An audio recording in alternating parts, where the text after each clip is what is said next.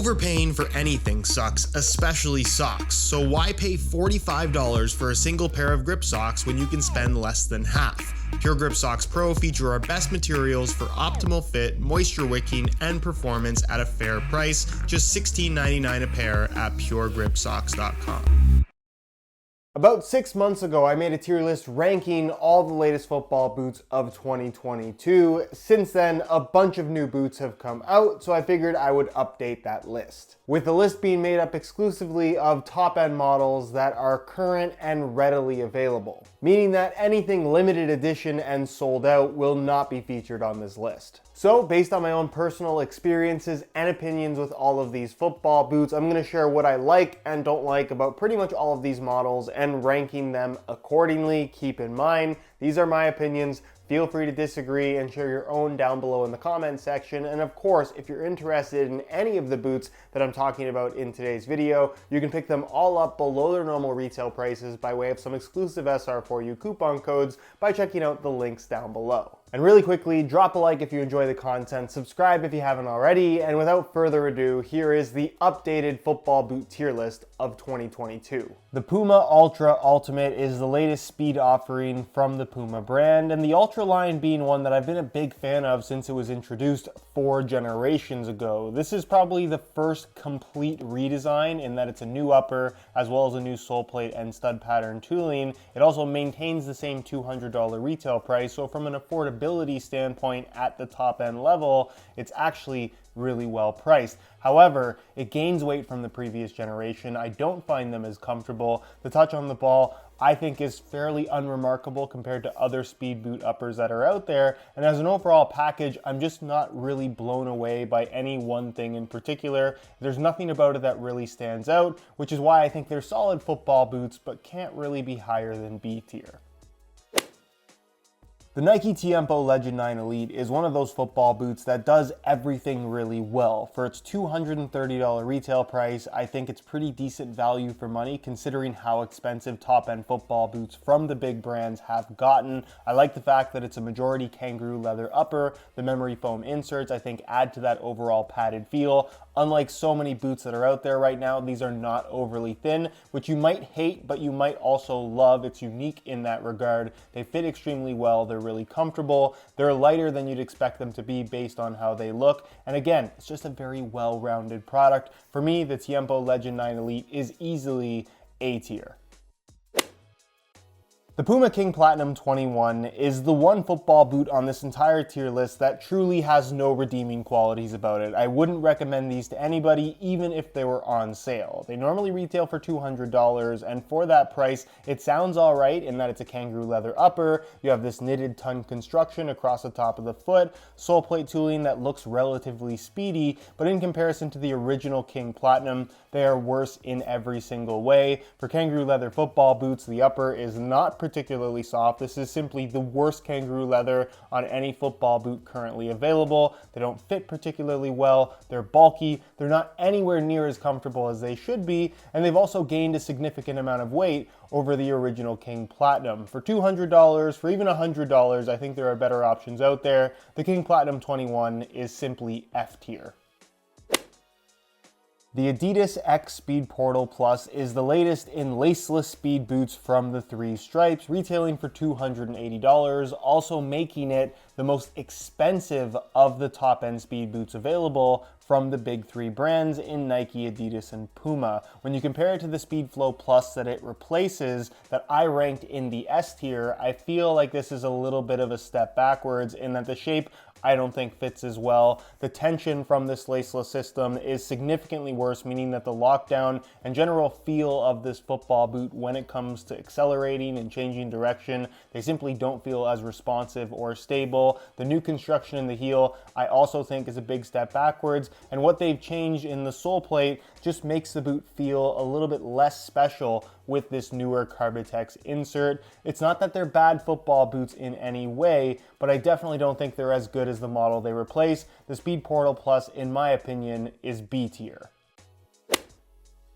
The New Balance Tekela V4 Pro, the laceless football boot that you should be considering if A, you want to save a little bit of money over the Adidas laceless options, and or B, you just want the best laceless boot on the market right now, because I really believe this is it. The hypo knit upper and laceless construction really does a good job of wrapping your foot, giving you that sock-like level of comfort and a really tight wrap. What's also cool about this, and really an exclusive thing to the New Balance brand, is you can get it in regular or wide fit variations. So if you've always wanted a laceless football boot but your feet were too wide, the wide fit version of this boot should suit you quite well. I also love the sole plate and stud pattern in that it's very unique in that it has these extra little teeth kind of lining the edges of the sole plate. So for a goalkeeper specific application, not only are your shoes never going to come untied, but you're also getting that extra bite when diving and pushing off with those studs along the edge. It's a really clever design. They fit incredibly well. It's one of the best laceless boots I've personally ever worn, and in my opinion,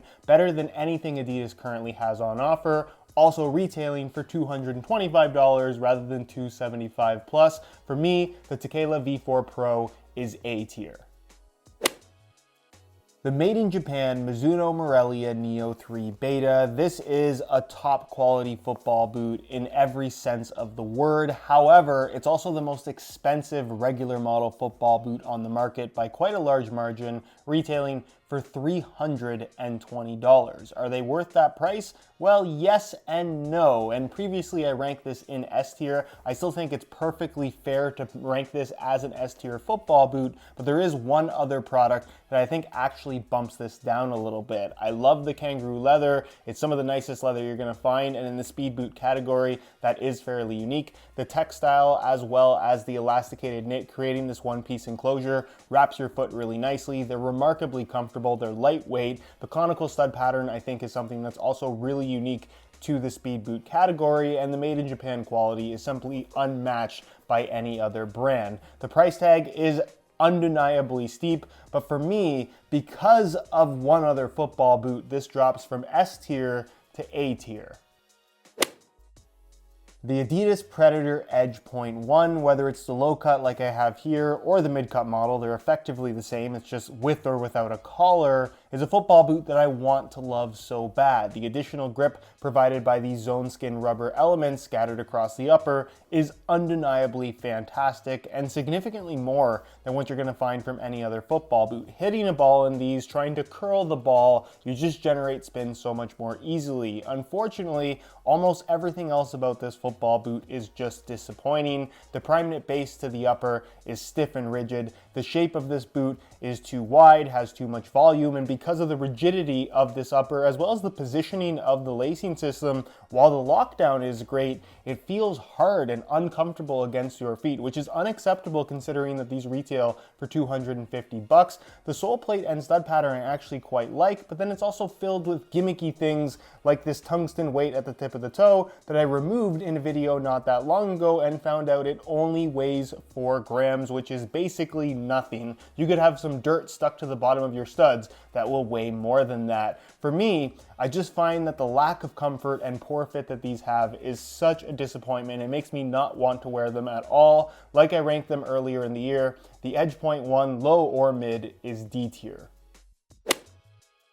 The made in Japan Mizuno Morelia 2, for what it is as close to perfection as you're going to find in the football boot industry. For me, this is single-handedly the most comfortable boot that money can buy. And granted, they're expensive at $280, but the made in Japan build quality is unmatched. The quality of this full kangaroo leather upper is unmatched. Once broken in and even out of the box, they just feel like slippers on your feet. They nailed the shape, the materials are basically perfection, and the sole plate and stud pattern, despite looking very old school, utilizes modern plastics, making the overall weight of this football boot, despite the way it looks, as light if not lighter than some of the most popular top-end speed boots that are currently out there. Obviously the stud pattern is not going to be super aggressive given that it is a little bit of an older style with these chunkier round studs, but if this is your style of football boot, it simply does not get better than this. The Morelia 2 is S tier. The Nike Phantom GT2 Elite, whether it's the low-cut version that I have here or the mid-cut version that's also available for an extra 25 bucks, is a solid pair of football boots, but similar to the Ultra Ultimates, doesn't really have any one element that I think stands out from the crowd and makes it desirable. The Flyknit-based upper feels fine. The generative micro-texturing that you have on the surface does give you that additional grip on the ball without being overly sticky, but the shape along with the off-centered lacing system makes for a fit that I don't think is as good as what you can get from other products from Nike as well as other brands. They're not as comfortable as I would like them to be, and the sole plate and stud pattern, while solid overall, again, is kind of just a dumbed down variation of what you can get from the Mercurial series. It kind of tiptoes the line between control and speed boots in terms of what it has on offer from a feel and feature standpoint. And while that means nothing when it comes to the overall performance of the product, it's a matter of personal preference at the end of the day. It's a football boot that maybe feels a little bit confused. It's not that they're bad. I actually think they're really good, which is why the Phantom GT2 is B tier.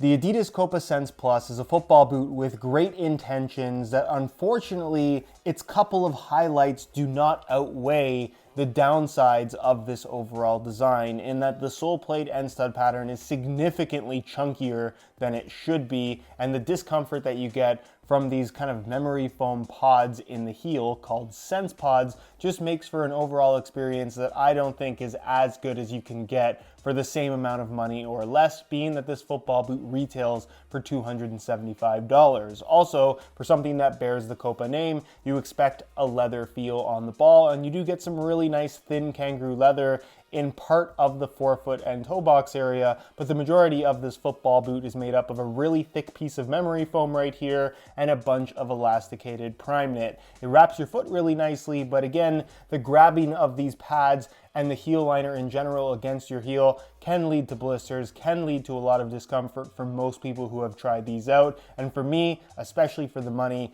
I just don't think they're worth it. It's a C-tier football boot. There are going to be some people out here that really like these, but I don't think most people will.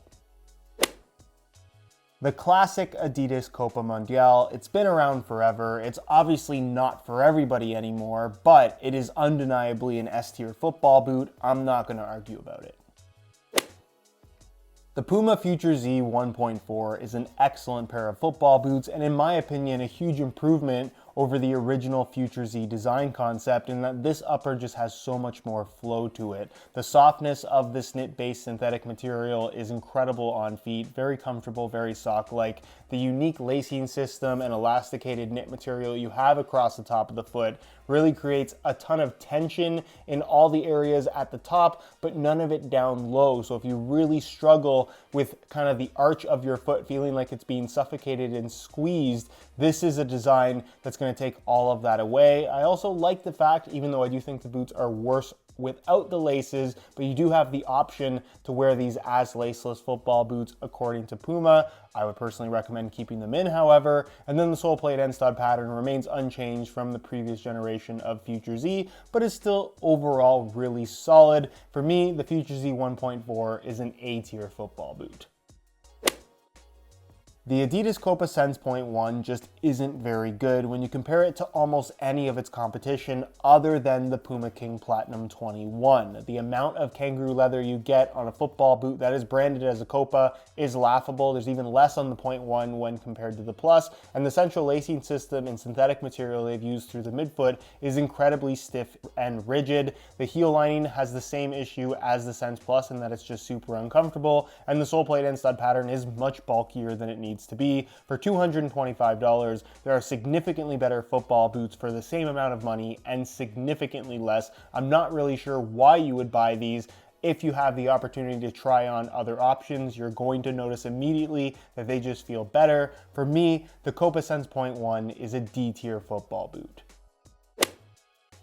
The Made in Japan Mizuno Rebula Cup. I really think this is a great pair of football boots for many reasons. I think the sole plate and stud pattern in particular is one of the more underrated ones on the market. The way this moves with your foot and the traction it provides is really, really solid. However, when you consider the $300 retail price, quality of kangaroo leather and build quality aside, I just think that there are better overall options in terms of performance and experience for significantly less money. The concept of the kangaroo leather combined with the memory foam that you get on this boot at $300 is pretty similar to that of the Tiempo Legend 9 Elite at $230, but you also get way more leather on the Tiempos when compared to the Rebulas. I'd pick the Tiempos over these any day, but I do think they're really solid football boots nonetheless if you're just into the whole Mizuno thing. For me, the Rebula Cup is B tier. The New Balance Furon V7 Pro is a phenomenal pair of football boots, and if you're looking for something in the speed category, it might be the first time ever where you should be considering New Balance over the big three. The very unique hypo knit upper with this really push to the side off-center lacing system gives you this incredibly clean surface to make contact and strike the ball. It's one of those football boots that you put them on your feet and immediately you want to just go and hit free kicks. It wraps your foot incredibly well considering how far to the side this lacing system is pushed. They really nailed the shape on these boots. This internal kind of standalone prime knit sock really makes for an incredibly comfortable feel against your foot. The hypo knit upper is thin but also flexible, giving you that comfortable but also barefoot feel for the ball. And the sole plate and stud pattern makes for a super lightweight construction, these being as light, if not lighter, than all of their competition from the big three, with super aggressive traction from this FG stud pattern. Not to mention, they retail for $225, which is less expensive than anything from Nike or Adidas. I was very close to ranking these S tier, but I just didn't think they were quite there yet. For me, the Furon V7 Pro, one of the best speed boots of the year without question, is A tier.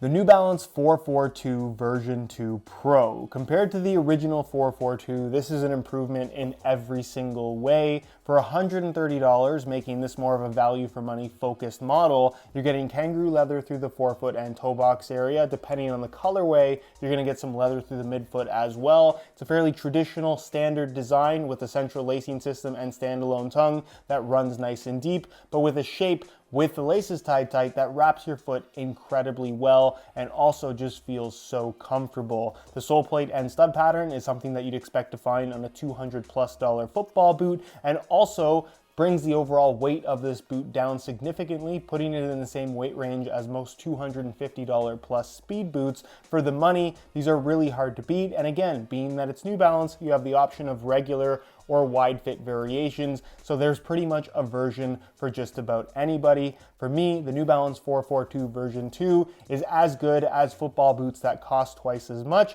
which is why it's A tier.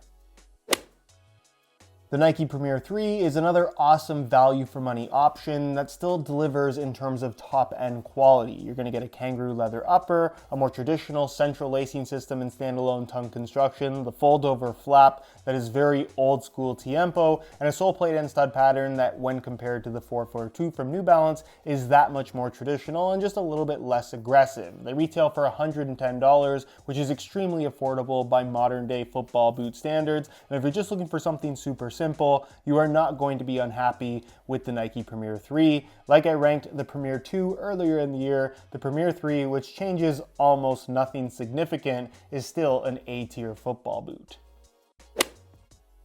The Adidas Predator Edge Plus at $275, in my opinion, does not meet the fit, feel, or overall comfort standard that I would expect from a football boot that costs this much. Again, the zone skin rubber elements provide tons of additional grip on the ball that feels awesome for shooting and taking free kicks, even juggling. You just having that extra grip does legitimately give you a sense of control that you wouldn't have in other football boots. However, the rigidity of this prime knit upper paired up with a laceless system that really feels like a design afterthought, and that it provides no tension or lockdown whatsoever. The end result being a pair of football boots that just feel sloppy and stiff on your feet, almost as if they weren't designed for human feet at all. It's a football boot that looks really cool as a silhouette, but simply does not feel good. Gimmicky things like the tungsten weight that weighs just 4 grams do absolutely nothing. And while the sole plate and stud pattern is really solid, it's just totally let down by the upper. For me, the Predator Edge Plus is D tier.